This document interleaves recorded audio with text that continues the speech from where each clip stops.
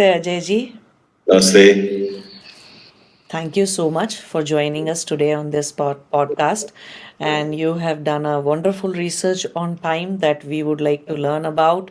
And you have a very interesting journey of life about learning so many concepts about Jyotish, about astronomy, and about time, and about you have been to some of the most prominent and great gurus in life, and your own spiritual journey. So thank you so much and giving us time today for giving us time today and being with us. And I am dead sure that all the knowledge that you are going to give us today, the wisdom bites that you are going to share, will definitely be helpful to all the seekers, those who will watch this video, and they will be able to greatly benefit from all this. So thank you so much for joining us today. My pleasure. My pleasure. So, thank you, Prakriti. I mean, this is obviously a huge honor and pleasure to be speaking with you from across the world, literally halfway. And it's also important because you're in the southern hemisphere, so we're experiencing different seasons right now. Yeah. That's also related to the kind of topic that I'm talking on. So, the book series that I've come out with. This is my second book, and it's a book series, is on time. Okay. It's called The Trilogy of Time. And we've just come up with the first two parts of this. The third part will be released in about another 7 to 8 months. Depends on, what kind of feedback and, the way it's absorbed. Then, whatever unanswered questions, we try to cover in that as well. But it's got much, much more evocative content. And I feel it's important for people to even understand what time is. We just take it for granted. Yeah. And especially in our lifetimes, we've seen movies like Back to the Future, time travels, and we've almost started to believe that it's a possibility.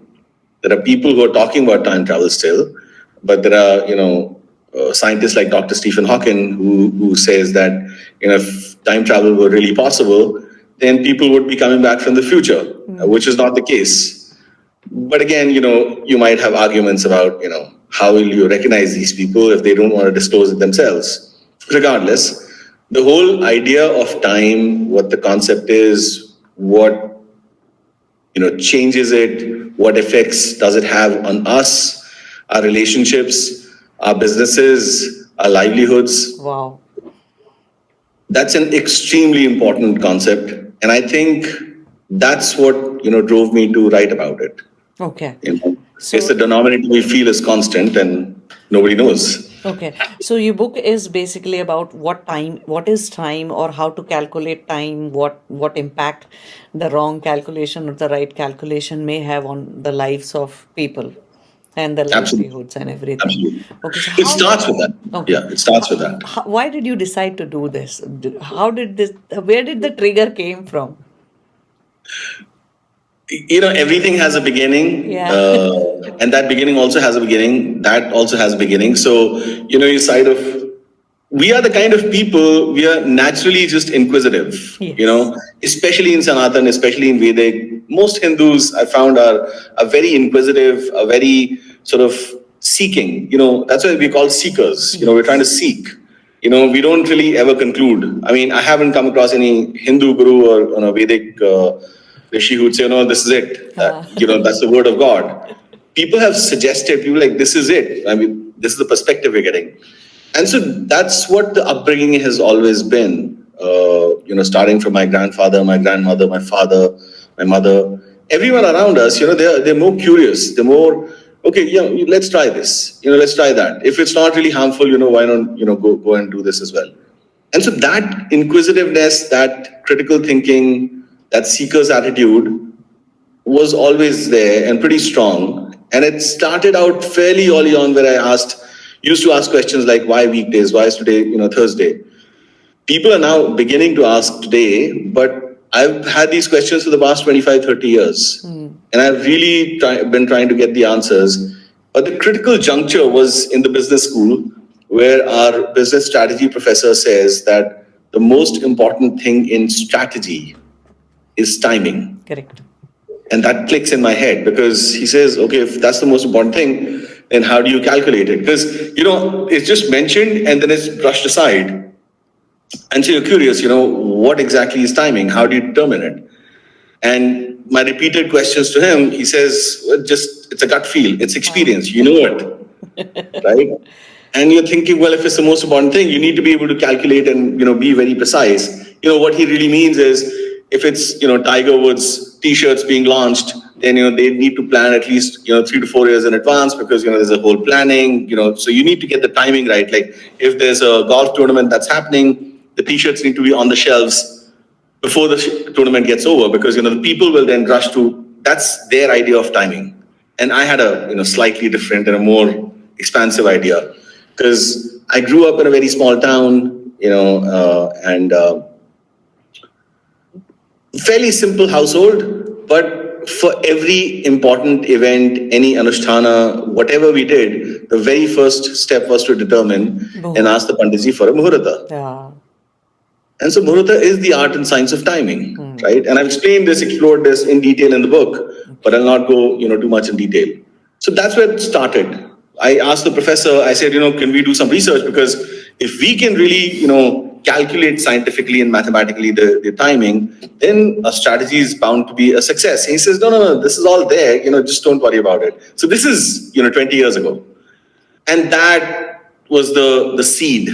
It started to germinate, more and more questions, then, travels in the rest of the world, came back to India, launched a venture in rural India.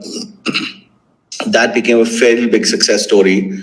And there I started to, sort of delve deeper into the rural India, the temples, the anushtanas, the things that they do are very, very different. And that sort of sheds more light. So this is the beginning of the journey that, then led me to, took me to different parts of, be it certificate courses at Harvard or at Oxford, being a young global leader, being identified as a youth icon. But none of that really quenched that thirst. Finally ended up at the feet of my guru, Pandit Sanjay Rath and Guru Maa Lamesh for Jyotish. And Jyotish is where the answers sort of come to light. Yeah. Jyotish by the name itself is light. Something that emits light. It's like really enlightening things for you. That helps you see things which you're not able to see with the naked eye. And then, that sort of changed perspective. So the research, 20 years research culminated with this. And, this is where I am. One interesting question that I got. So you said Muhurta. We do everything with Muhurta. So is this Muhurta just something that like the arrangement of planets and stars and things like that? Or is it in relation to the human being that we are? So the same person, say for example, there are two people, one wants to start, both of them wants to start business. Would the timing be different because they are two different bodies? Yes. Okay. There will be.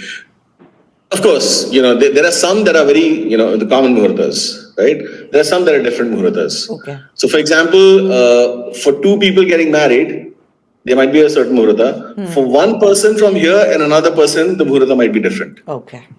Because the matching is different, right? So you got to understand this is a very, very complex, yet right in front of a science, and we're not ready to accept it. Yeah. There is no individual per se. We say that there is a human being, then there's this. No. Yeah. The moment you were born, there's a cosmic event in the sky. Correct. That event is basically along with all these, grahas and nakshatras, the way they are and what their position. So, the best example, of course, was a case study that we use is Sri Ram's Janma Kundalini, right? So the day he's born is, Chaitra Mas, Shukla Paksh Navami, Chandrama is in Lagna. It's with Brahaspati. So needless to say, there's a Gajagadeshwari in his Lagna, right? And, he's the whole position of the Grahas is given. Now, that is the position, that's the cosmic event. That event is running by its own. Yes. Then Muhurta is the division of the day. So there are 30 Muhurtas in a day from sunrise to sunrise. Again, mark these, right? What we assume as 24 hours is what this is. But what if this changed, right? So that division is what then helps you determine where exactly would you identify based on this person's karma, which is reflected in his Kundali, and what the Graha position, the Gochara, is today. So, would you advise people, normal people, to actually look for muhurta? Because whenever I read about, highly successful people doing this, doing that, I either they were intuitively aligned to that muhurta when some Yeah, great things happened, or they did great yeah, things, or purposefully they actually took out the muhurta. Every yeah. businessman investing and doing lot of Totally. things, they'll always and always go for what is muhurta, what is auspicious time, and when should I actually do it? When is the Right, right time to do this thing and that thing? But right, common people usually ignore this such an important aspect. And then right, there are repercussions. right,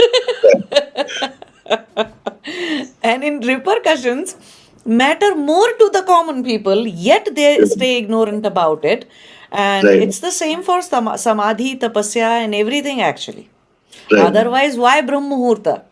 right, right, Why say get up early in the morning, 2 o'clock, and start your tapasya from 3:30, 3:20? Nobody would right, say that. Gurus wouldn't have right, said that.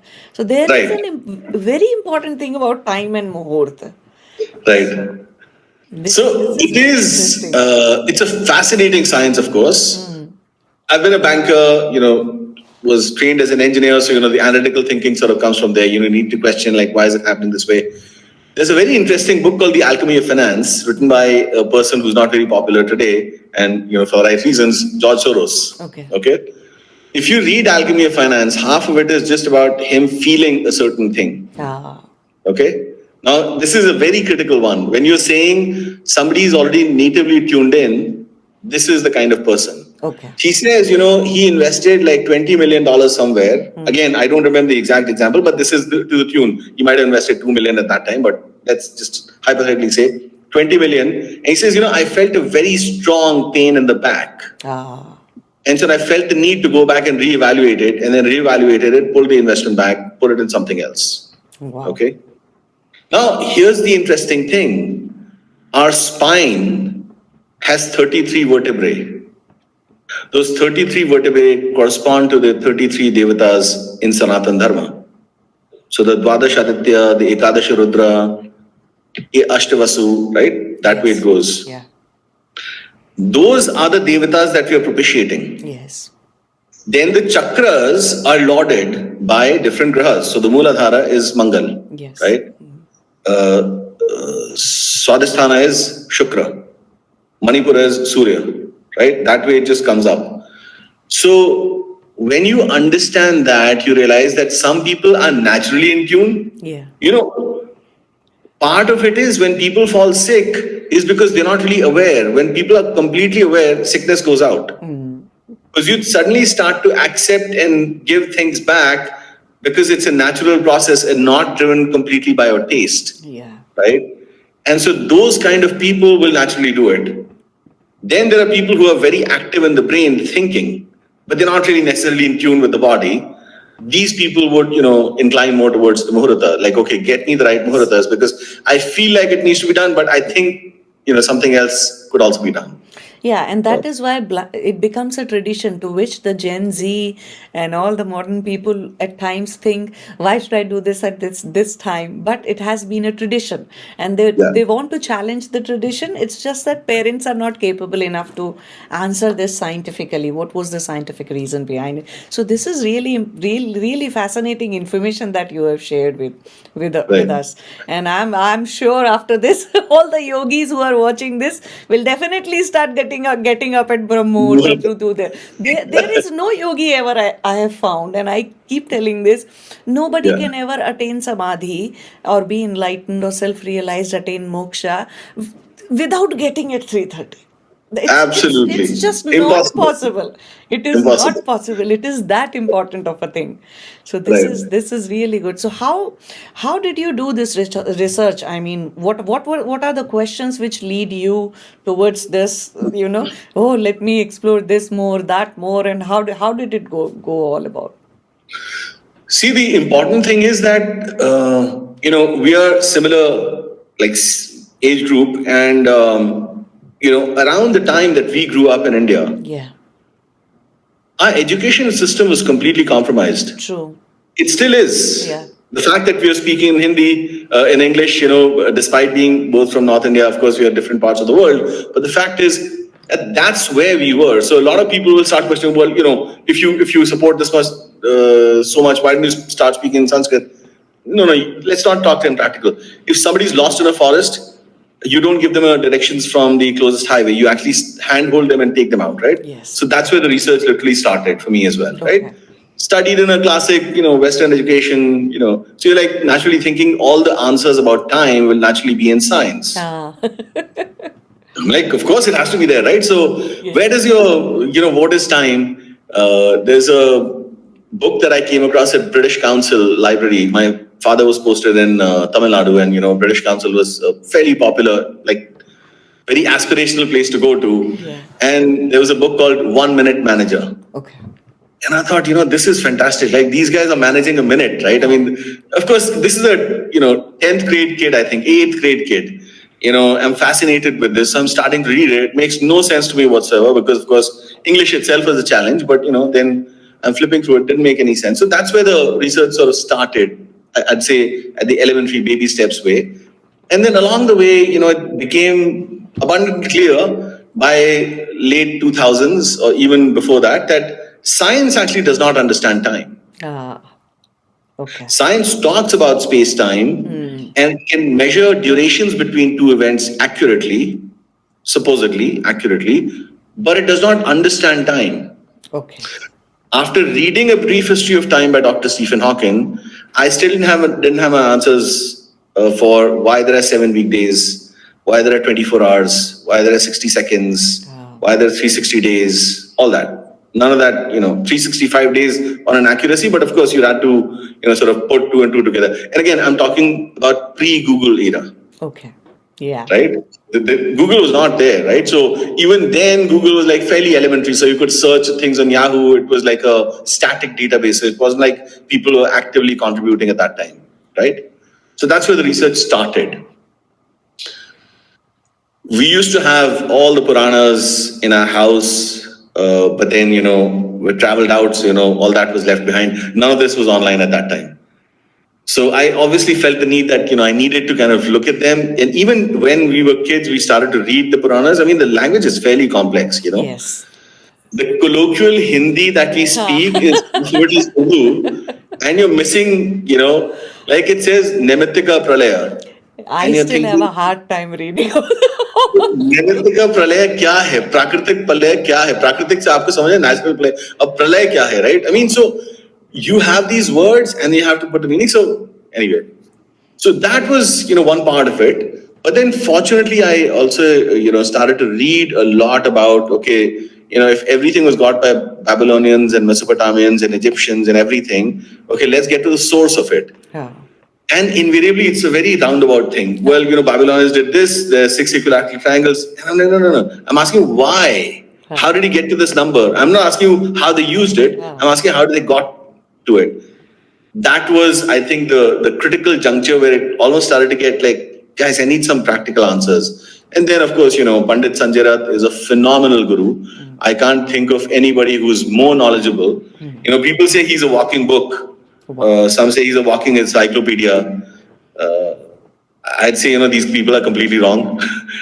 He's not even a walking library. He's a walking university. Like a set of universities. I mean, he is, again, he is, somebody who has knowledge from places that you'd have no idea of. And how beautiful of a karma that you have done to be able to meet him, and how much of a pure buddhi and sattvic buddhi you have to be able to grasp what he's explaining. Absolutely. गाय के मतलब भैंस के सामने beat बजाना is like, so that, and then the mentor I got was Guru Maa Lakshmi Ramesh. She again is a phenomenally talented. I mean, both these. So Pandit Sanjay Rath was initially a bureaucrat, then he left it. They're like, this is not making sense. So it sort of echoed with the kind of life journey that I'd been. Guru Maa Lakshmi Ramesh was also with SBI. She was the head of technology. She could recite Bhagavad Gita at the age of 2. Wow. Which for me was like, wow. She can seamlessly switch between 5-6 languages. Telugu, Hindi, Sanskrit, Tamil, right? And then she can, and you're thinking, how does she know? But that's how seamlessly. So these people, and they're not up there, doing guys, this is what is right. So I understood from them that, it is far more serious. बहुत गंभीर ज्ञान है. Yes. इसको आप ऐसे नहीं दे सकते. And Pandit Sanjay Rath himself says that, until you grasp it, what I'm talking, like maybe 100 of you can get. What you will talk, maybe 1,000 will get. Because ये बहुत गूढ़ ज्ञान है. उसके बाद जो colloquial wisdom is like, the 10-minute Insta reels, that's not what you're looking at right now, right? So All these that's where the matters, all answers these are. subjects, all the way you are talking, the research that you have done, these are not Yeah. for Insta reels or WhatsApp University kind of gyan or nothing like that. yeah, totally. I'm glad you get it. Yeah, people have to be serious about it. People have, if and anybody who's serious about their life, their journey, Yeah. they will be able to get it, and they will Yeah. go ahead and read your books and do a lot of research and have a lot of questions. So in case Yeah. so all these things that you have done, so where did it your journey took you? Like, did you go to these gurus in different places all over India? Where how did it all went? The most important piece is we are just responders and experiencers. Yeah. We often mistake ourselves to be the doers, and we're not. So the day you understand this and accept it, your life becomes extremely peaceful. Yes. Then you're not resisting. You're like, this is basically what it is. Ah. I didn't decide where I was going to be born. I didn't decide my parents. I didn't decide my sex. I didn't even decide my own name. You could decide like later on, but what you were. So all of that, makes you realize that 95% of that life is entirely gone. The rest of it is what, relational, sort of doings that you have can be, of course, taken out. So different events in life, different experiences will point you to a different direction. And you sort of, at least be open to experience that. Correct. So the first guru that I met was in the Himalayas. My Prakash Giri ji, Maharaj ji, as I, lovingly addressed him. I've written my first book, that's on swastika, lost wisdom of swastika.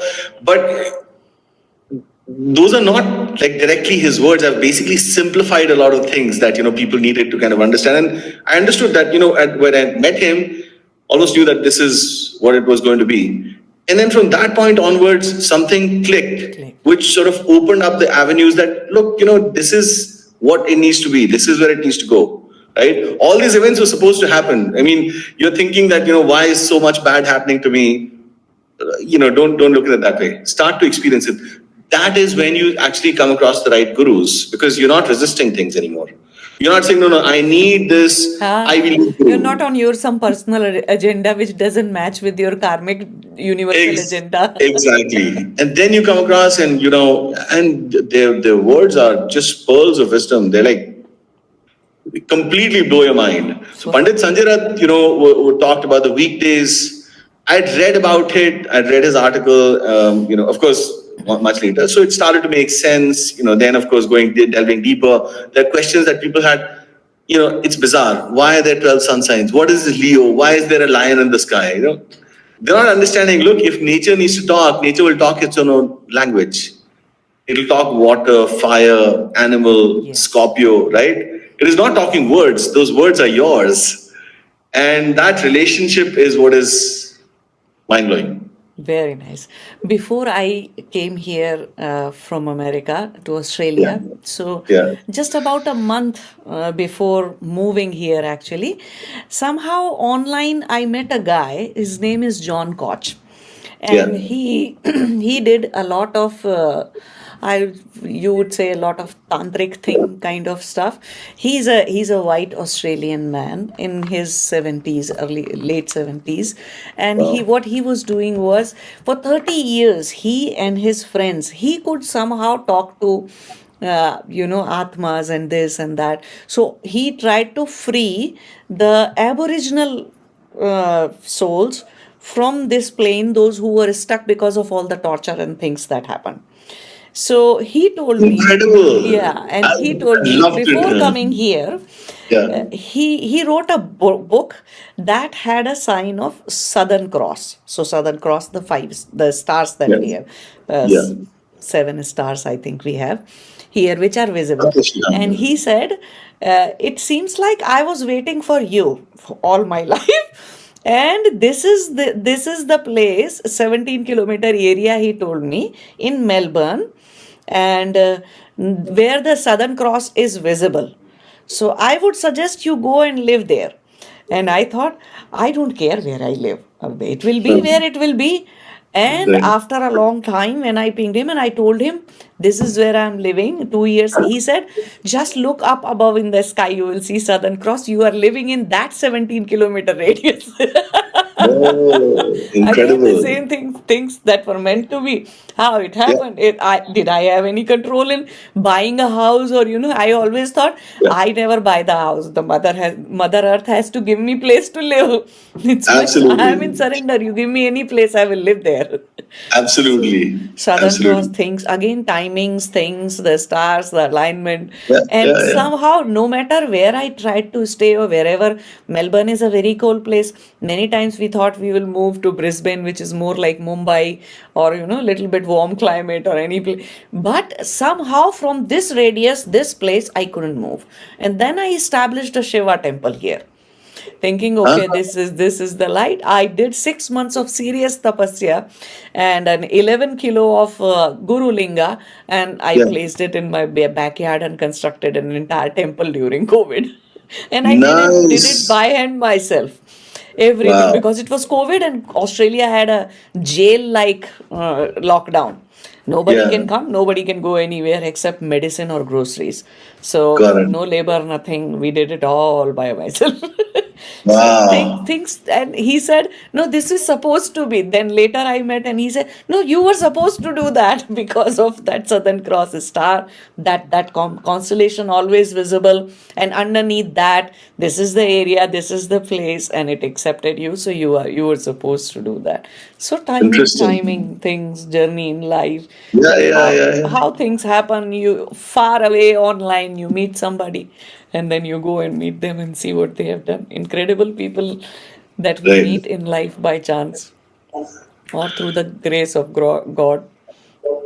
In Ramayana, Mm. see, Sri Ram and Lakshman are asked to go to with Vishwamitra, Maharishi Vishwamitra, to help him because in his Havan, All the Rakshas were doing so Tarka tantrums. is creating all kinds of विघ्न डाल रहे हैं उसमें हवन Ah, में. So Sri Ram and Lakshman go with him और वो तारका वध करते हैं. Then he says, come with me to Mithila okay. because there is a Dhanur Yagya going on. Mm. They are not invited, so they go uninvited. Mm. एक तो ब्रह्म मुहूर्त होता है Ah, और हमें हिंदू परंपरा में हमेशा बोलते हैं विवाह के मुहूर्त पे हमेशा जाना चाहिए mm. कि कोई अगर आपको अपने विवाह में बुला रहा है आप उसमें हमेशा जाइए. They are not talking about your cocktail party, Ah, not talking about your reception. They're yes. talking about the fera. Fair. That fera around the Agni Sakshi karke. That is the event. That's the Muhurta. Mm. That is the most auspicious Muhurta because the entire Devata Gan comes Cosmos. down. Shaktis are अच्छा, coming ये together. पहले कोई अरे ये belief है. You're not understanding. उस समय Shri Vishnu and Shri Lakshmi are there, right there. जो प्रजापत्य विवाह है, right? जो the first wedding invite that we sent is to Prajapati, by the way. Right. Okay. तो वो मुहूर्त बहुत important है. Wow. अगर उस मुहूर्त में तो बहुत अच्छी हो सकती है. श्री राम मुहूर्त and got married himself. Uninvited. Uninvited. You got to understand, they are trying to Ramayana, Mahabharata, all these are actually studies of time. अगर आप ध्यान से उनको देखो, Yes. then he's supposed to show up for his Rajabhishek, but he doesn't. And On the everything Muhurt. happens at a very specific time in constellation. अगर आप उसको रामायण को पढ़ोगे, I mean, they're talking about specific that Brahma Muhurta में Kaikeyi was, doing this. Kaushalya was worshipping, praying to to Narayan, make. When you start to understand that, you're like, this is actually being explained to you as a study of time. Wow, yes. आप उसको देख नहीं पा रहे हो. What a wonderful thing you said. Never ever, even I did never looked at Ramayana or anything from the perspective of time. We read it for the values, the lecture, the spiritual values. That is all my interest was. But I never thought it could be read for the timing as well. This It is. this It is is. really आप interesting. ध्यान से उसको पढ़ोगे, you'll realize हाँ, it is only time. time. Like they talk, and this is precise measurement of time. So he says Dashratha did Havan, like he did tapasya from one Vasant Ritu to the next Vasant Ritu. Wow. They are all talking about cycles. They're like, okay, Yes. इतने सूर्य के बाद इतने ऐसे हुआ, फिर इस तिथि पे ये नक्षत्र है, अभी पूर्व फाल्गुनी नक्षत्र दिखा है तो ऐसे करना है, उत्तर फाल्गुनी दिखा है ऐसे करना है. I mean, they are talking very specifically. It's just that we've been tuned out of it. Because of the invention of clock, as you mentioned. तो हम उसको देख ही नहीं रहे हैं. आप कह रहे हैं अच्छा नहीं मेरे को तो पता है. That's the problem. Okay. So the study, that to your question, the study was initially very sort of tinted because I was looking at through the glasses of our education. Then gradually that glasses dropped and I realized ये तो परम सत्य है. उसको जो हमें दिखाया जा रहा है, जिसको mythology बोला जा रहा है, वो mythology तो नहीं, that's the origin of science. This is so important that people like you actually clarify this thing, that Yeah. people have filters, glasses, wrong education, and Yeah. if they really want to reach and research the truth, then they need to shatter these glasses as soon as possible and start from some place else with the Absolutely. ground research, and do not look at that distorted history that was Yeah. created. Yeah. Yeah. The worst is they're only hurting themselves, by the way. Yes. When people have those views, they're only hurt and they don't understand that. तुम अपने आप को ही hurt कर रहे हो और कुछ नहीं है. Yeah. Somebody who's like, not accepting this. Okay, great. Like getting up late is like the prime example. Who cares? Who cares? Huh? You should care. So some people, very interesting point you brought up. Some people are always late, Yeah. no matter what it is. IST को blame कर दो. Then they come up this idea of Indian Standard Time. Indians are Yeah. always few minutes, whether it is a marriage happening, whether it is any important thing in the life is happening, and they are always and always late for that. What do Yeah. you have to say to those people? Well, they're not in tune with time. That's it. The moment you get in tune with time, फिर आपको actually, I'm not saying you'll become superhuman and you'll start. I mean, maybe some rishis are that as well. I know some gurus who can, just looking at you, they'll tell you 50 things. But just by being in tune with time, when I say being in tune with time, that is what is helping you tune in with nature, like getting up at the right time. Basically the Shastras say, you should be awake by sunrise. Yeah. Before sunrise, but latest by sunrise. Yeah. If the sun is risen, you're waking up after 3 hours, I think you missed out a majority of the energy that you could have gained yourself. और वो क्योंकि उनको energy मिलती नहीं है, so they don't end up producing. Now again, people will come back. No, I know so many successful people that have done this. That's not even important. Material wealth might come, but they'll be inherently unhappy. And sick from the physical body. So Lots of diseases in the physical body. Exactly. So that I think is very important. For people who say it doesn't matter, it does. Okay. It does matter. So how does your book help? These 2 books that you have written. Do you have the books? Would you like to show them? Yes. Show the Yes. books Yes. on the These are the 2 books. So this is part 1. This is part 2. Okay. There were 300 and 320 pages. So 310 and 330 pages. And it's been our endeavor to make it as simple as possible. Yes. But when you know that you have to seek the truth from a jungle of lies, Yes. the journey itself is very tough. Yeah. And like I said, we don't go and give their directions to people from the closest highway when they're lost in a forest. So there's a lot of effort. Again, I've functioned from a point of view of the people that I'm surrounded with. And, fortunately, it's been a diversity of sort of people from across the world. So those unasked questions that, they had at some point, I've tried to answer. So the book is sort of that tone, a very inquisitive, asking questions, getting the answers, and explaining different perspectives. So it's not like this is the only All truth. our Shastras are in the form of questions and answers. So this is a wonderful Absolutely. thing that your book is like that. And I'm sure in lot of people, these questions do arise. It's just that they are not strong enough to go into that direction and go for the truth and find out the answer. And you Yeah. did that. That's the thing. So for all those people, those who want to buy the book, I will add the description and some of the links for these books, so they can go ahead and purchase these books online. Yeah. Yeah. So how do these books help people? So, before I get to the help, I know there are not enough critical thinkers, but there are partial critical thinkers who'll ask Right. these questions which are like, no, so I don't need to know this. I have the best Swiss watch. I know what time it is, right? Those kind of people, if they're not inquisitive, if they're not even curious, probably not for them, right? Eventually they'll come to it, that's not our problem. They will arrive the hard way. We learn in the hard way.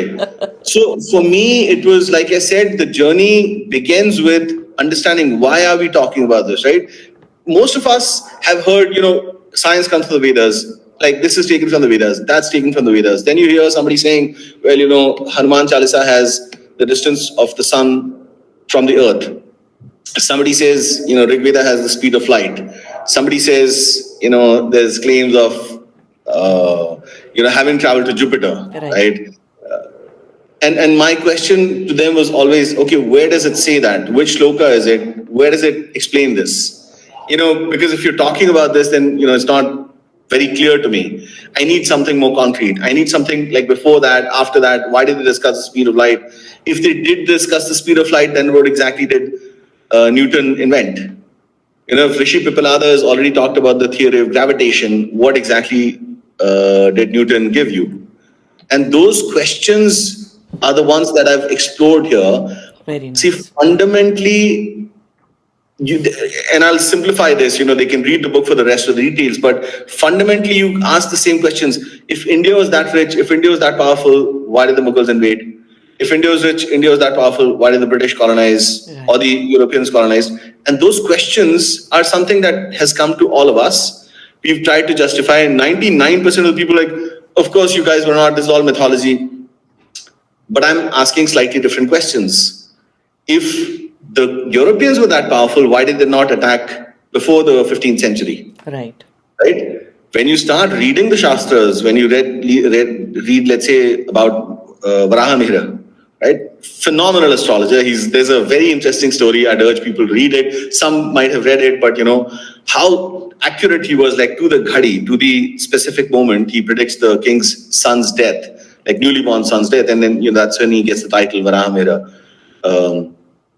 So you see descriptions of people having come from far and wide, Romaka rishis, Right. Yavana rishis, and they're obviously talking about the Greeks and the Romans, right? Alexander had come around that time as well. Sure. Who they call Alexander the Great, I don't think from any respect, because when you read the Prachin Itihas from the Indian historian's perspective, you realize that this was just a gimmickry, right? There was no war that was won. Somebody who's looting and plundering, why would you call them great? Exactly. Just, disturbing the peaceful civilizations here and there. तो उसके बाद वो पता नहीं क्या क्या बोल रहे हैं, but anyway, so जब आप वहां से देखते हो, so they were coming like from way before that we know of. What exactly triggered colonization in the 15th century? How did they become like so rich? Right. How did they declare themselves to the developed world, and this is the the underdeveloped world or the developing world? How every time some American calls it the free world, and I'm thinking half of this was developed for the slaves. So, what exactly is free? I'm not able to comprehend. And when you start to go with those questions, the answers that you get are from very different perspectives, right? And so that's where I think that trigger was. I started looking at, again, when I'm reading a book, if my perspective changes, I get different things. Yes. Most of the people that I speak with and I tell them, look, actually the Puranas are a study of time. They're like, oh, yeah, I think that's right. Every Purana has a first description of time. They'll tell you what time is. Yes. Right? Vishnu Purana really specifically talks about, in the beginning, there is only Kala. Kala had three gunas, Sataguna, Rajaguna, and Tamaguna, right? And then it starts to expand. So it says from there, it goes with the smallest of measurement, which is Nimesha. then it starts to build up on it and gets to a point where it gets to the Ghatika or the Nadika, right? And I'm not going to go into details of this because this gets a little boring, and that's why it's very interesting, because in that boredom lies all the secrets. Yes. So you get to the Ghatika, this is the point that connects us to the nature. Personally, we are connected by our breaths. Okay. Yes. But from an external perspective, we are connected by water. It's because of the moon that you have the high tide and the low tide. And I've explained this in great detail, why a Ghatika is a Ghatika, right? In Tamil Nadu, it is a Nazikai, right? Which is the term for a pot in Tamil. Similarly, across the place. So that Ghatika is a pot. Ghatikas, Ghat se aaya, Ghat se ghatna aayi, Ghat se ghat aaya, right? All of these terms are interrelated. So ek jo ghatna ghat rahi hai, there's a movie called Mohenjo-daro, right? It's fictionalized, of course, but there's a very interesting piece in the first 15 minutes of the movie when traders from different parts of the world are coming in, and this one guy announces the time the prahar are changing because that pot of water sinks. And I think that was a very important detail that he put in there for helping people understand. Look, you can't just say Shri Ram arrived there after 5 hours. Well, there was no concept of hours, the current one at that time, right? So from that perspective, the book is sort of exploratory. It'll help people sort of douse their doubts where they've had questions about events, why a particular event happened at a particular time. And so after I did all that, it came to a point where it became abundantly clear that the Panchanga is a Panch Angon ka Samay, is what is connecting with Bhagavana, which is Panch Tattwon ke, right? We are essentially worshippers of nature, but in essence, we are worshippers of time. That's why we have a Mahakaleshwar. That is what I was about to ask you for on behalf of all the spiritual seekers, and because of the organization name itself is Being Shiva, not Doing Shiva. So Being Shiva. So what do you have to say about Mahakal? Yeah, so Mahakal is everything, right? When I say it, time is the only non-negotiable. Everything else is negotiable. I mean, I can say, Prakriti ji, you have all the wealth in the world, all the lands, all the properties, whatever you need, you have. But you have exactly 1 minute to live. But मैं कहता हूँ, you have absolutely nothing, but you have forever to live. You're like, okay, perfect. So then, why aren't people questioning this enough? Why did all the asuras and the rakshasas only ask for amritva? आप 100 kg सोना मांगते, right? But they're like, no. If I'm amritva, then asking infinite time to live.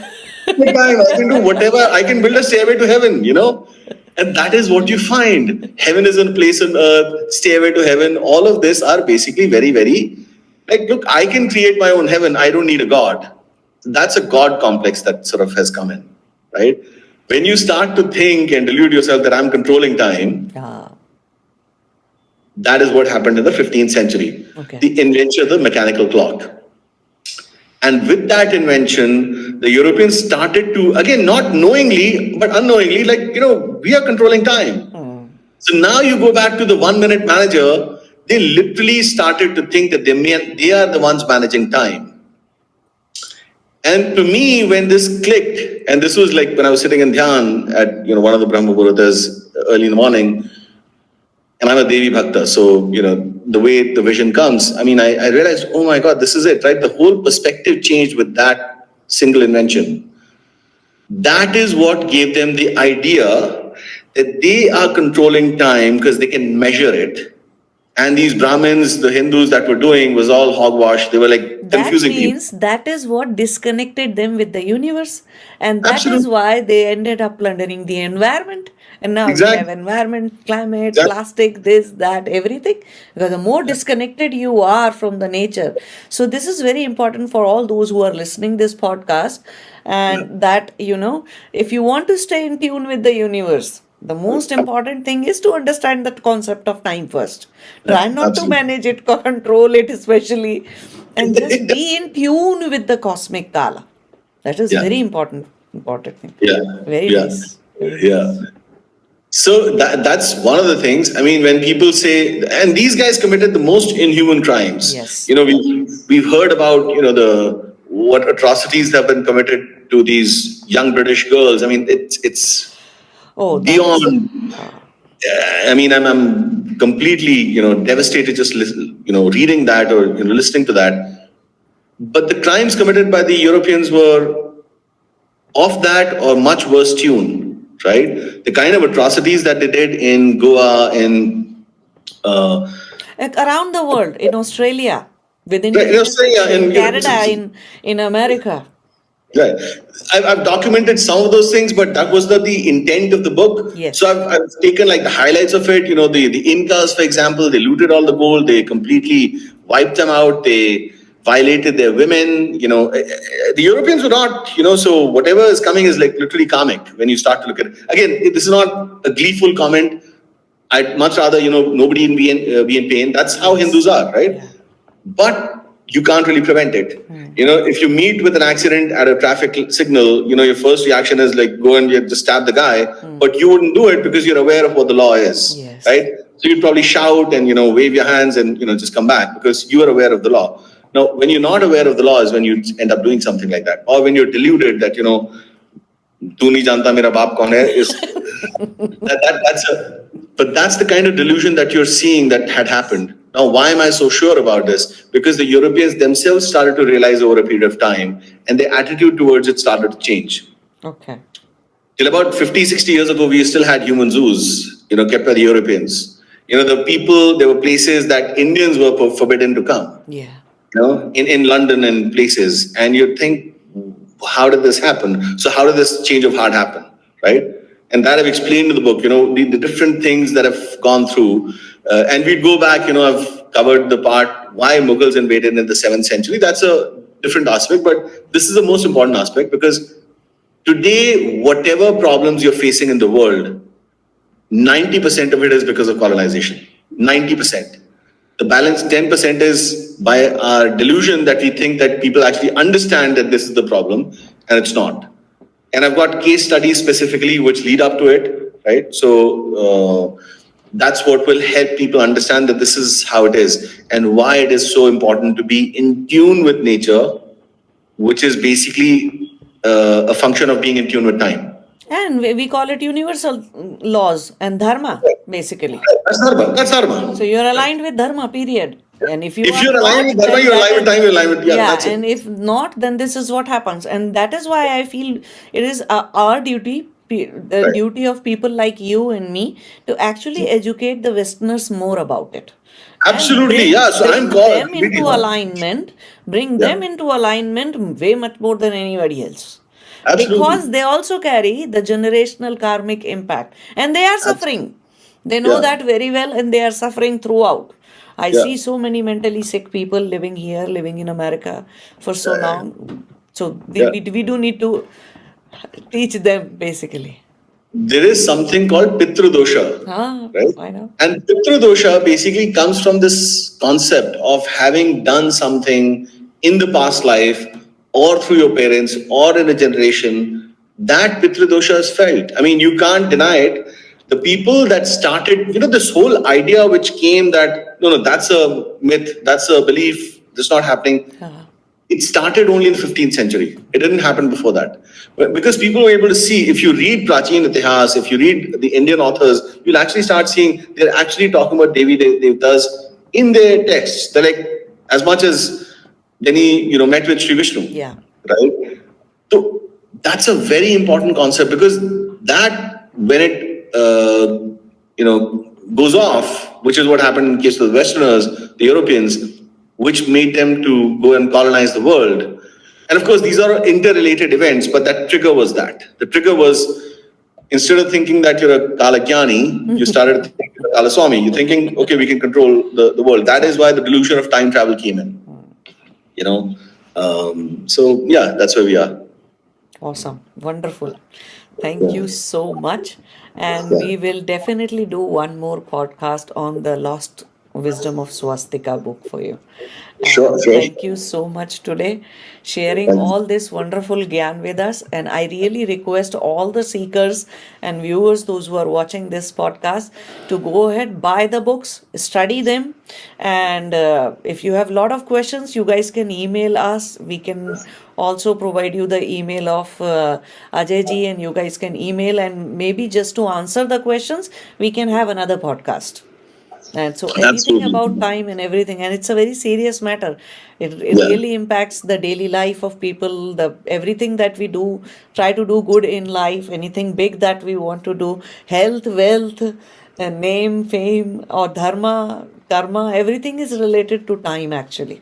And even the Right. spiritual Right. journey, moksha and samadhi, everything. So thank you Right. so much, Ajay ji, for being with us today on the Lovely. podcast.